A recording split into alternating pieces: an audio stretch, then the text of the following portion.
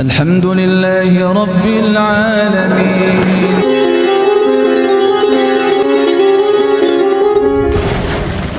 Tidak ada satupun kebaikan yang tidak akan terbalas oleh Allah Subhanahu wa Ta'ala.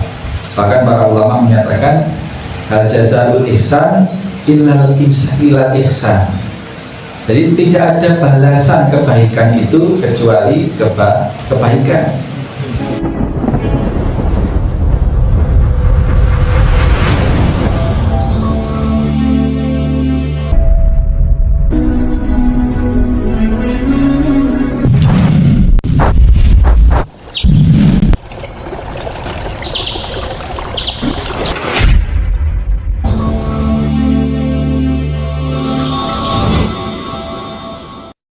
Bismillahirrahmanirrahim. Assalamualaikum warahmatullahi wabarakatuh.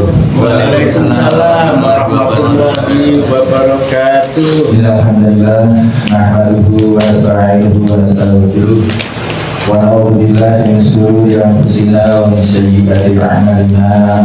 May yahdihillahu fala mudilla lahu wa may yudlil fala hadiya lahu. Asyhadu an la ilaha illallah wahdahu la syarika lah. Asyhadu anna Muhammadan abduhu wa rasuluhu la nabiyya ba'dah. Allahumma shalli wa sallim wa barik ala Muhammadin wa ala alihi wa sahbihi wa mawala amma ba'd. Hadirin hadirat, para pengasuh, para asatid, saudara-saudara anak sekalian di Aula Yatim Center Al-Khiras Situbondo maupun yang berada dimanapun saat ini menyimak kajian ini, rahimani wa rahimakumullah. Nah, kita akan mulai sedikit tentang apa saja hal-hal yang dominan secara garis besar, hal-hal yang bersifat fi'lul amal atau pekerjaan fi'lul ta'ah. Itu yang pertama adalah bersyukur pada Allah Subhanahu wa Ta'ala. Jadi bersyukur itu adalah kewajiban pertama dan utama, dan itu sering terlalaikan oleh manusia. Tidak berat sebenarnya, tidak berat. Bersyukur itu tidak ada tantangannya. Hanya saja kita sering terlalaikan, maka ancamannya berat.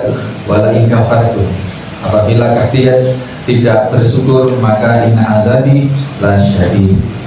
Karena Allah sudah sedemikian memberikan kenikmatan. Ketika Allah kemudian memberi, tidak etarima itu maksudnya ya diterima, tetapi tidak ada syukur-syukurnya.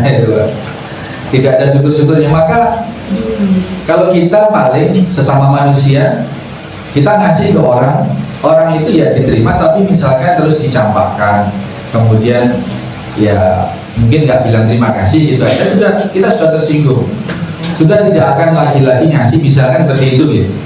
Tapi kalau Allah itu enggak gitu. Kalau Allah bukan lagi tidak akan ngasih gitu, tetapi bentuk ancamannya sehingga bersyukur itu menjadi hukum wajib ain adalah inna adzabi lasyadid.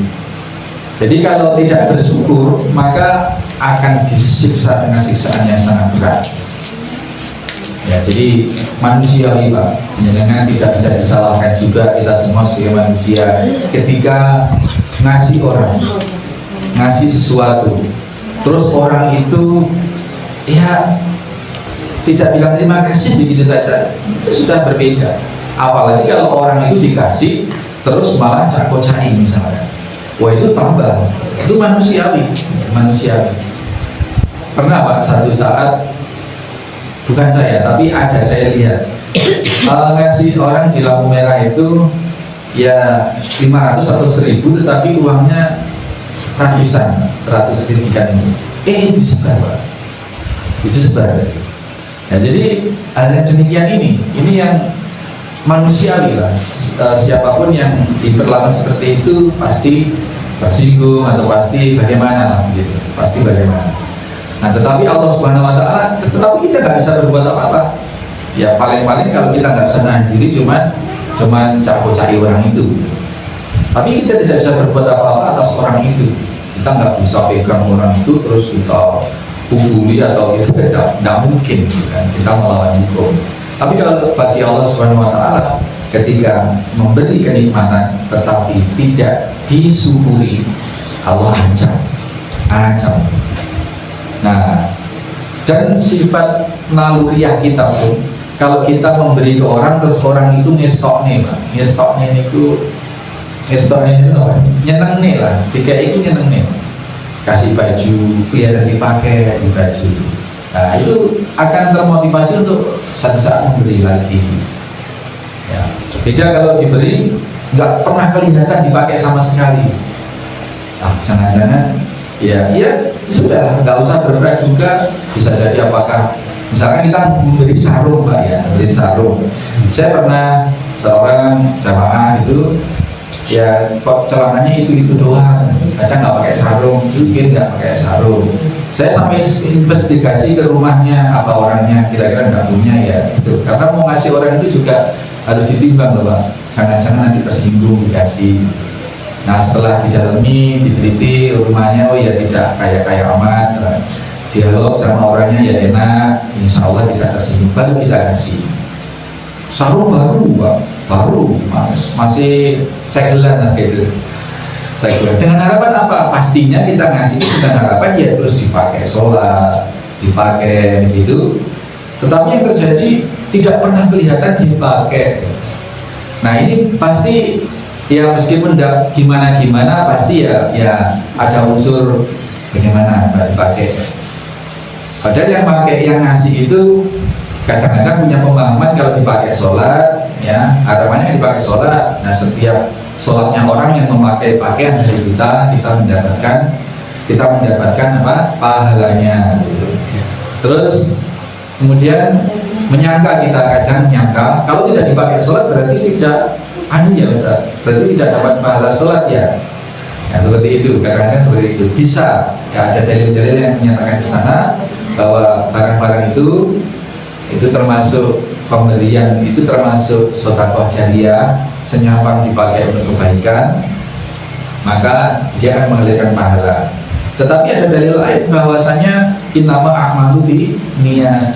Ketika kita meniatkan segala sesuatu dan sudah direalisasikan untuk niat tertentu dan sudah tepat jalannya sebenarnya, terus kemudian diselewengkan oleh orang yang kita amanai, misalnya kita ingin sedekah jariyah sarung, kita amanahkan ke seseorang yang memang sarungnya kurang bagus atau tidak punya sarung.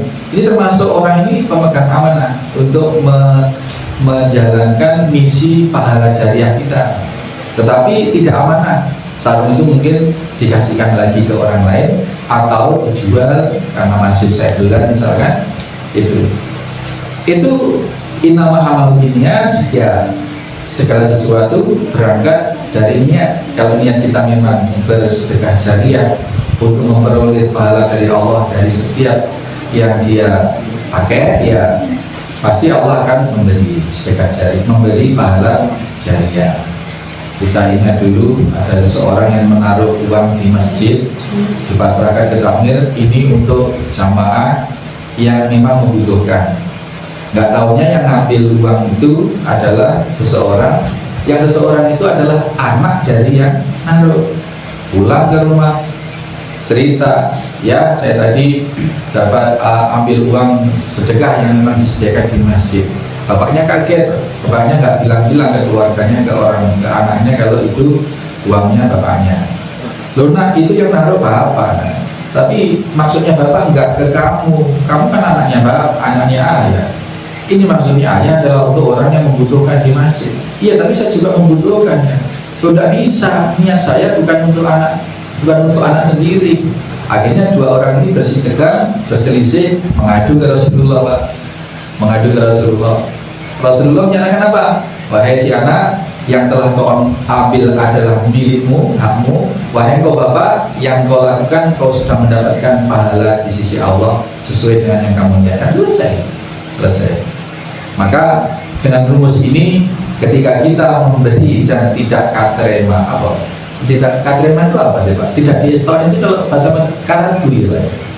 apa ya Pak ya, ngasih tapi yang diberi itu nggak ngestok nih gitu Pak, nggak sesuai dengan harapan kita. Kasih sarung harusnya dipakai tapi dijual misalnya. Dikasih serban harusnya dipakai tapi ditaruh dilipat misalkan. Ayo. Nah, itu kalau karadu, kalau ngasih itu karadu, ngestok nih bahasa Jawa, menyenangkan, itu akan merangsang yang memberi itu untuk memberi lagi gitu. Tapi kalau nggak ngestok nih ya sudah, dikasih itu aja nggak dipakai gitu kan ya jadi seperti itu manusiawi, dan sifat atau kecenderungan ini berlaku di sisi Allah, bahkan lebih dari itu, lebih dari sifat manusiawi. Kalau Allah memberi kemudian ngestok nih gitu, bersyukur, maka Allah akan memberi dan memberi. La azidannakum, memberikan tambahan. Tapi kalau tidak, gitu, lebih dari manusia hanya sekedar kecewa, kalau Allah mengancam dengan azab. Ini jadi syukur itu adalah satu fi'il taat yang sangat ditekankan oleh Allah Subhanahu wa taala untuk kita lakukan. Fi'il taat, perbuatan taat yang utama adalah bersyukur pada Allah Subhanahu wa taala. Kemudian ihya sunnah Pak, menghidupkan sunnah. Waalaikumsalam. Menghidupkan sunnah itu maksudnya adalah menunaikan kesunahan atau melaksanakan perintah-perintah Allah. Ihya sunnah, ihya dari kata ahya'un, hidup. Berarti ini tidak hanya melaksanakan kesunahan, tetapi lebih dari sekedar melaksanakan kesunahan adalah melaksanakan kesunahan yang cenderung ditinggalkan orang, cenderung mati, makanya mati sehingga hidupkan sunnah yang sudah ditinggalkan orang, sunnah yang banyak ditinggalkan orang gitu. Kemudian kita berazam, kita bermujahadah untuk menghidupkan, misalkan bersiwak. Ini di kalangan masyarakat Islam dunia tidak banyak, dari seberapa persen orang mukmin muslimnya bersiwak dengan kayu ara itu, dimana menurut penelitian kedokteran ternyata masya Allah itu kayu ara itu kalau bersentuhan dengan enzim liur manusia itu menimbulkan satu zat yang sangat dahsyat untuk kesehatan gigi dan mulut. Sebenarnya itu siwak. Tetapi kemudian kita kombinasi dengan kegiatan modern, tidak bersiwak pakai kayu ara tetapi pakai sikat gigi, pakai odol. Itu juga ketika diniatkan untuk membersihkan lisan, insya Allah itu juga sunnah. Tetapi ketika memakai kayu aranya, itulah yang sekarang ditinggalkan banyak orang. Kemudian kita lakukan dengan niat menghidupkan sunnah. Ini jadi menghidupkan sunnah. Barang siapa yang menghidupkan sunnahku, ya, kata Nabi Sallallahu Alaihi Wasallam, man ahya sunnati faqad ahabbani. Barang siapa yang menghidupkan sunnahku, ingat Pak, menghidupkan itu berarti melakukan kesunahan yang sudah banyak ditinggalkan orang, tidak hanya melakukan kesunahan.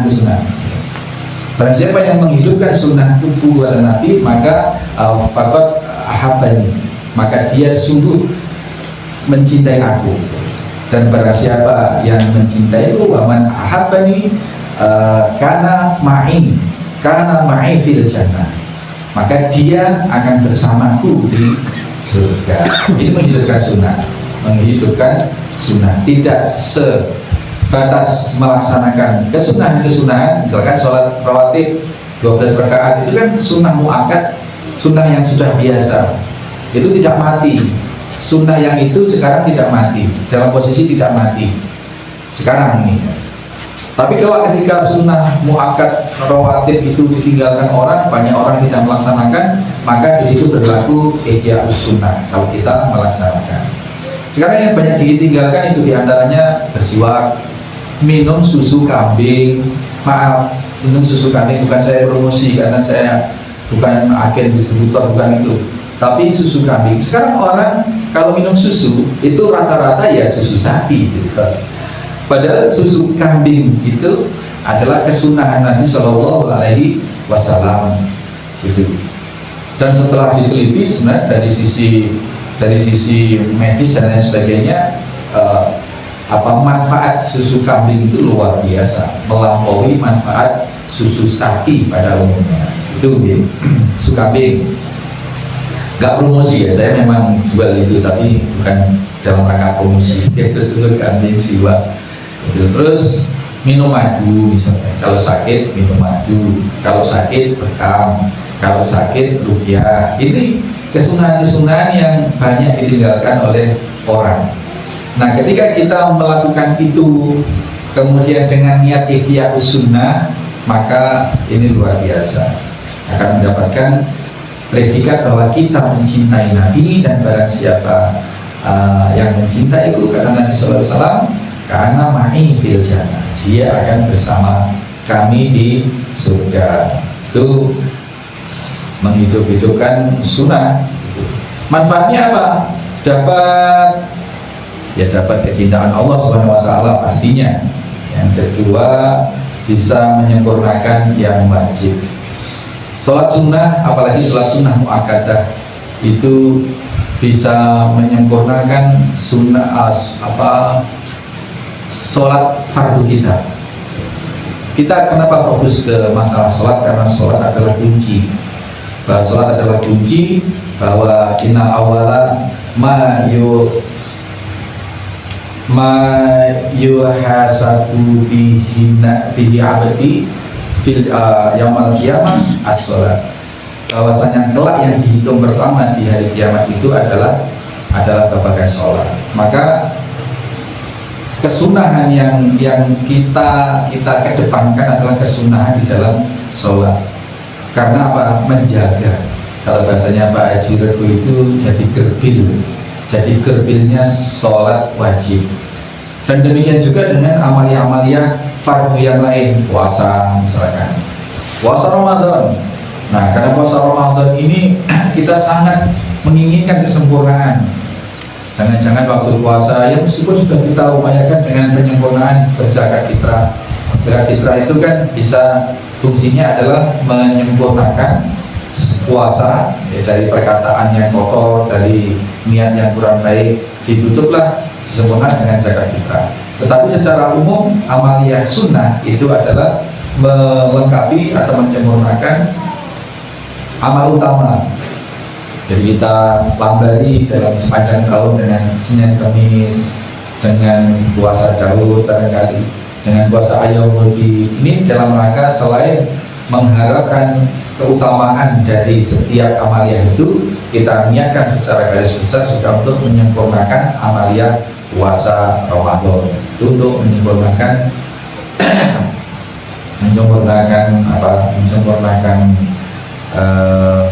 amal wajib. Dan bahwasanya Allah Subhanahu wa taala dari setiap kebaikan-kebaikan yang kita lakukan itu tidak akan pernah sisip di dalam memberikan balasan. Faman ya'mal mithqala dzarratin khairan yarah wa man ya'mal mithqala dzarratin syarran yarah. Tidak sedikit pun yang tidak terbalas di sisi Allah Subhanahu wa taala.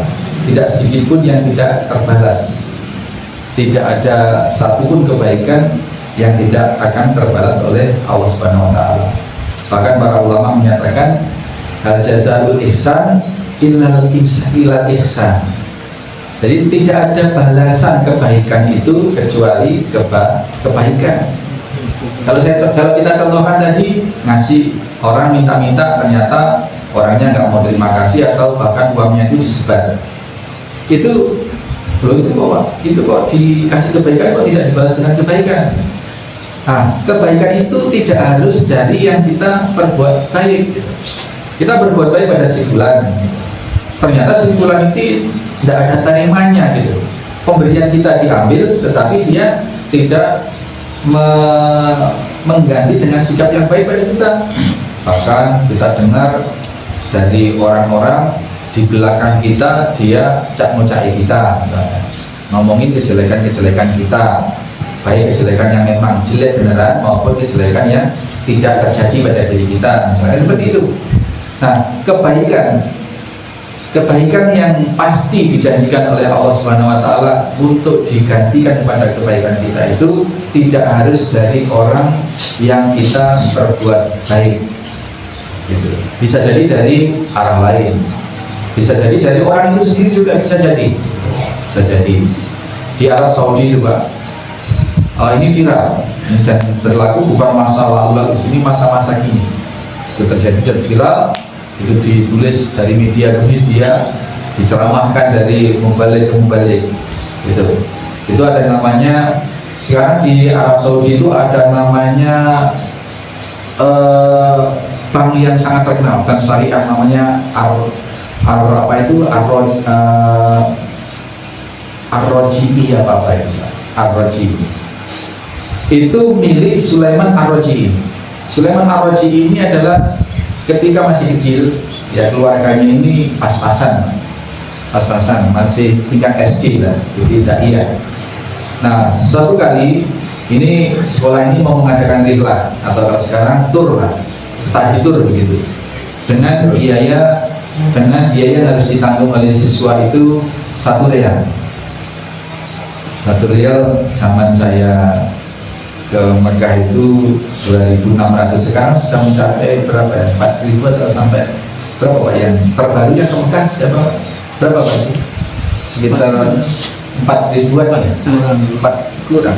Ya sekitar itu ya, sekitar 4.000 gitu. 4.000-an ya. Nah ini iuran segitu Pak. Anak ini Sulaiman Ar-Roji'i ini tidak mampu. Tapi terongnya pengen ikut study tour gitu. Lalu bilang ke syekhnya, ke gurunya, ya saya pengennya, tidak tahu lah gimana caranya supaya saya bisa ikut. Saya nggak punya, masa $1 ya, 1 rial saya tidak punya, miskin Pak. Baik, Sulaiman sini, kamu nanti saya kasih uang 1 rial untuk bisa ikut study tour, tapi kamu harus setor ke saya juz 30. Ini masih kelasan Pak, study tour itu masih kita ya, masih SD Pak, SD. Lalu karena semangat dia berusaha menghafal juz 30 itu, juz amma, dan tidak waktu yang lama, tidak sampai sepekan itu dia sudah menemui gurunya lagi dan menyetorkan dengan hasil setoran yang sangat baik. Lalu dikasihlah uang, dia bisa ikut study tour. Suatu ketika berkembang, berganti zaman, berganti waktu, Sulaiman Ar-Roji'i ini jadi orang sukses, sampai punya bank syariah, bank yang namanya bank Ar-Roji'i ini dinamakan banknya dia. Kemudian sampai sekarang Pak, kalau di Arab Saudi di mana, coba nanti googling ya, bank Ar-Roji'i ada itu. Setelah sukses Pak, dia berinisiatif cari gurunya ini. Nah, ternyata gurunya ya sudah lama pensiun, cari alamatnya, sudah tahu gimana cara nyari, ketemu. Assalamualaikum Syekh. Siapa? Lupa sama saya, ya Syekh. Ya, sampai siapa? Saya muridnya antum yang dulu merengek-rengek minta gimana caranya supaya ikut rihlah ketika masih ibtidaiyah. Lalu diminta untuk setoran juz 30 dan saya setorkan, lalu saya memberi saya uang 1 rial. Oh, kamu Sulaiman. Biasanya Pak, guru-guru di sini, masya Allah, para senior guru ya. Guru-guru itu kan ke muridnya itu yang paling dihafal yang gimana ya Pak? Yang paling tahu? Biasanya paling pintar. Yang paling pintar dan paling nakal. Lah kok darullah Sulaiman Ar-Roji'i ini anak yang biasa-biasa aja, jadi nggak begitu diingat. Nah, tapi ketika diingatkan satu peristiwa, langsung ingat, oh iya bagaimana kamu, masya Allah kamu sudah ganteng sekarang, sehat, kelihatannya kamu sukses, memang sukses. Lalu Pak Guru ini diminta untuk mengikuti dia, naiklah mobil yang sangat mewah, diajak keliling-keliling kota. Jajak keliling sambil Pak Guru ini selalu bersyukur. Alhamdulillah Sulaiman, kamu sudah sekarang, kamu dulu kayak apa nak, gitu ya. Terus kemudian diajaklah singgah ke satu villa yang sangat mewah, sangat elit rasanya. Masya Allah, ini punya kamu ya nak. Ini terus banyak bersyukurlah begitu. Nah kemudian ya saya atas bimbingan antum dulu, dan antum juga pernah memberi saya kebahagiaan meskipun waktu itu hanya $1, $1 gitu. Maka saya bersyukur kepada Allah, saya diantarkan oleh Allah dalam posisi yang sekarang. Maka terimalah mobil yang dikendarai tadi, dan villa ini menjadi miliknya antum sekarang. Berikan baik. Nah, ini Masya Allah tidak terduga-duga. Maka benar bahwasanya setiap kebaikan itu akan Allah balas. Bahkan balasannya sering-sering tidak hanya di akhirat, balasannya sering-sering cash spontan di dunia.